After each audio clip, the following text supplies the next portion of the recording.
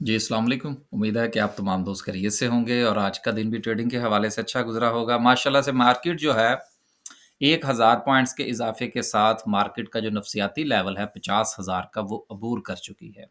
आज 19 तारीख़ है, 21 तारीख़ को मियाँ साहब आ रहे हैं तो मेरा ख़्याल है कि 20 और 21 कल भी मार्केट जो है वो अच्छी परफ़ॉर्मेंस देंगी और उसके बाद जो सिलसिला है वो फिर संडे तक चला जाएगा। फिर मंडे वाले दिन जो है वो फिर जो तकरीरें होंगी उसका असर जो है वो फिर हमें मार्केट पर आता हुआ नज़र आएगा। आज माशाल्लाह से 1000 पॉइंट्स का इज़ाफ़ा सर्किट ब्रेकर की सिचुएशन में बहुत ही जो एक अच्छी चीज़ है वो ये है कि आपको मुख्तलिफ सेक्टर्स के शेयर्स जो हैं वो अपर कैप होते हुए नज़र आ रहे हैं।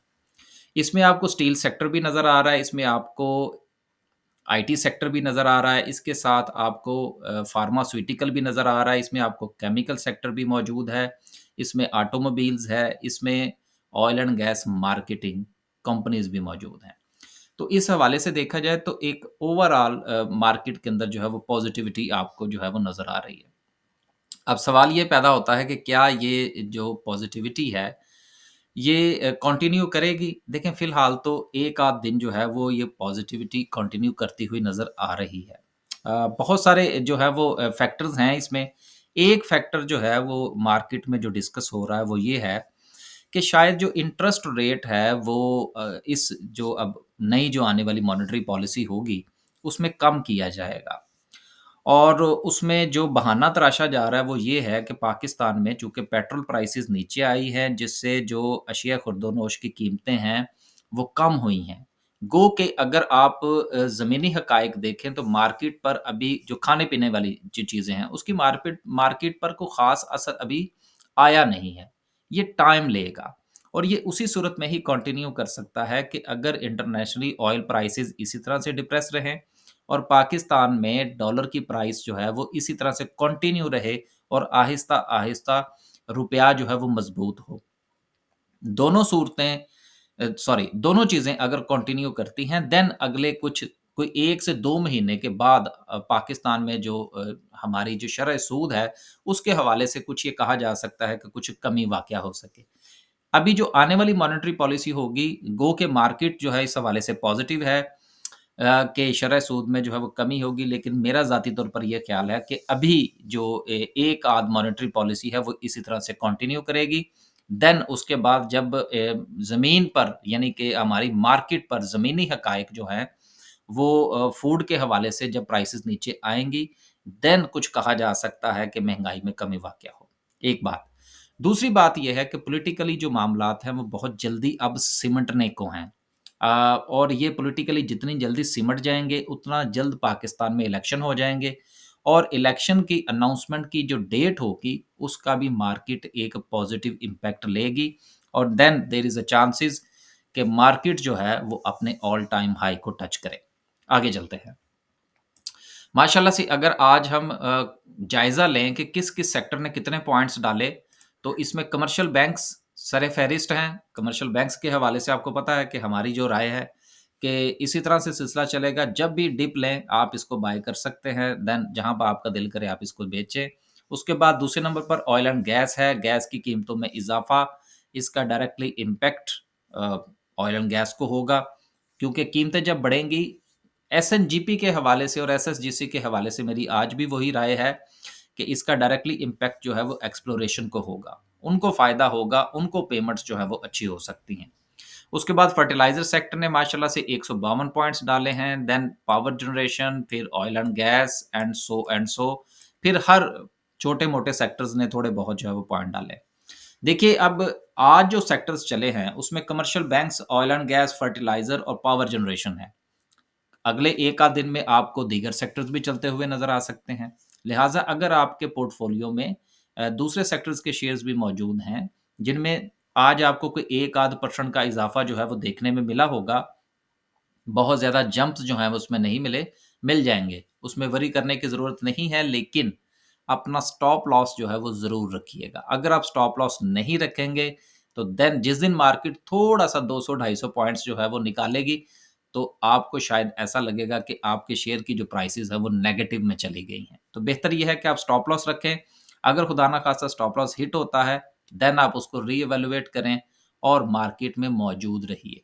मार्केट में छोटी-छोटी पोज़ीशंस आप ज़रूर बनाइए। आपके पास अगर 20 शेयर्स हैं, उसमें से 10 शेयर्स हैं, उसमें से आप एग्ज़िट ले लें, 10 शेयर्स जो हैं वो आपके पास रहने चाहिए। लेकिन बाइंग एंड सेलिंग करते रहिए, कोई लंबी ट्रेड जो है वो ना बनाएँ तो ज़्यादा बेहतर होगा। आगे चलते हैं जी और कुछ अनाउंसमेंट्स हैं, उनको भी शामिल करते हैं। आज की अनाउंसमेंट में पहली जो है वो मीज़ान बैंक की है, माशाल्लाह से ₹14 और 21 पैसे की अर्निंग है। तीसरे क्वार्टर का रिज़ल्ट है और ₹5 का डिविडेंड है। बहुत अच्छी परफ़ॉर्मेंस है मीज़ान बैंक की और बैंकिंग सेक्टर पूरे की परफ़ॉर्मेंस ही बहरहाल आउटस्टैंडिंग है और ये जो ईयर क्लोजिंग होगी दिसंबर में, वो भी अच्छी होगी। इसलिए दिसंबर जनवरी तक जो है वो अ, आपका जो बैंकिंग सेक्टर है, इसमें अगर आपको डिप नज़र आए तो उसमें बाइंग बनती है। उसके बाद नेशनल फूड है 24 पैसे की अर्निंग है, उसके बाद पार्क सुज़ुकी है 46 पैसे की अर्निंग शो की गई है, दिया-दिलाया कुछ नहीं, देना भी इन्होंने क्या है क्योंकि अब तो ये अपना कंपनी जो है वो स्टॉक मार्केट से डीलिस्ट करने के चक्कर में है। लेकिन इनकी जो एवरेज प्राइस है वो 225 220 225 के अराउंड जो है वो बनती है, जहाँ पर इनकी सेटलमेंट हो सकती है। लेकिन देख लीजिएगा जहाँ पर आप मुनासिब समझें। देन उसके बाद जेएसजीसीएल का रिज़ल्ट है, ₹1 की अर्निंग है, कुछ ख़ास नहीं है। नेस्ले की अर्निंग 105 की है और ₹53 का डिविडेंड दिया है। एमसीबी इन्वेस्टमेंट है, ₹2.35 की अर्निंग, दिया-दिलाया कुछ नहीं। डॉल की अर्निंग ₹1.14 की है, दिया-दिलाया कुछ नहीं। कोई बात नहीं, पहले क्वार्टर के अंदर बहुत सारी कंपनीज़ जो हैं, वो कुछ नहीं देती। ज़्यादातर कंपनीज़ का जो डिविडेंड की अनाउंसमेंट होती है, वो दूसरे और चौथे उनके क्वार्टर्स के ऊपर होती है। लिहाज़ा पहले क्वार्टर में अगर कोई कंपनी ना भी दे, जो कि हमारे यहाँ पाकिस्तान के स्टॉक मार्केट के अंदर अमूमन ऐसा ही होता है, तो आपने सिर्फ़ परफ़ॉर्मेंस को देखना होता है कि अगर पहले क्वार्टर में इसकी अर्निंग कितनी रही, तो 4 क्वार्टर की एवरेज कितनी बनती है, पिछले साल इसने डिविडेंड कितना दिया था, उस हिसाब से आप उस शेयर की कैलकुलेशन कर सकते हैं। आगे चलते हैं जी और आखिर में डिस्कस करते हैं आज की कैंडल को। कैंडल बहुत अच्छी है, वॉल्यूम बहुत अच्छा है। 2-3 दिन से लगातार जो वॉल्यूम में कमी हो रही थी जिसके हवाले से मैं अक्सर ये बात करता हूँ कि जिस वक़्त वॉल्यूम कम होने शुरू हो जाएँ देन थोड़ी-सी स्पेस जनरेट होती है। आज वो स्पेस फिल हुई है।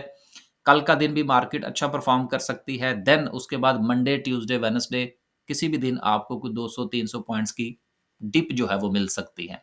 लेकिन मार्केट के अंदर जिस तरह से कि मैंने गुज़िश्ता 2-3 दिन से गुज़ारिश कर रहा हूँ, गो कि मार्केट जो है वो सो एंड सो अपनी सपोर्ट के करीब जो है वो चल रही थी, कि मार्केट में सिर्फ 200 पॉइंट्स के इतने बड़े लेवल पर अब तो मैं ये समझता हूँ कि 50,000 का लेवल जो है वो मार्केट क्रॉस कर गई है। अब तो अगर किसी दिन मार्केट में से 500 पॉइंट्स भी निकल जाएँ तो उसको प्रॉफिट टेकिंग कंसीडर किया जाना चाहिए। उसको करेक्शन जो है वो कंसीडर नहीं किया जाना चाहिए। मेरी अपनी राय है, गलत भी हो सकती है। करेक्शन जो है वो एक सिग्निफिकेंट चेंज होता है। प्रॉफिट टेकिंग जो है ये तो रोज़ाना की बुनियाद पर चलती रहती है। जितना बड़ा इंडेक्स होगा, प्रॉफिट टेकिंग का लेवल और करेक्शन का लेवल उतना ही बड़ा होगा। इसलिए उम्मीद ये करनी चाहिए कि इंशाल्लाह मार्केट जो है वो अपने ऑल टाइम हाई को टच करने जा रही है जो कि बनता है रफली कोई 53,000 का लेवल। तो 50,500 के करीब तो मार्केट मौजूद है, 2500 पॉइंट्स बाकी हैं।